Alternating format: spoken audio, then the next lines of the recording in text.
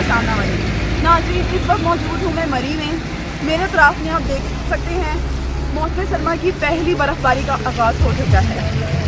आप देख सकते हैं कि कैसे पहाड़ों ने, दरख्तों ने सफ़ेद चादर ओढ़ ली है और किस तरह कितना खूबसूरत ये दिलकश है।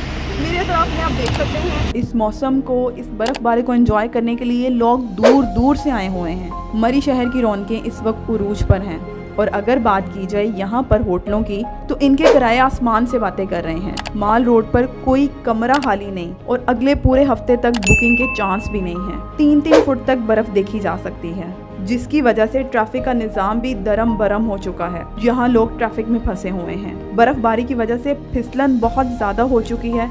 गाड़ियों को जंजीरों के साथ बांधा जा रहा है ताकि बर्फ़ की वजह से कोई हादसा न हो जाए। बर्फबारी की वजह से जो लोग यहाँ पर आना चाहते हैं वो ज़रूर आएँ, इसको ज़रूर इंजॉय करें, लेकिन एहतियाती तदाबीर के साथ। इसके साथ ही अपनी होश शामना मलिक को इजाज़त दीजिए। मिलते हैं किसी और न्यूज़ के साथ, तब तक के लिए अल्लाह हाफ़िज़।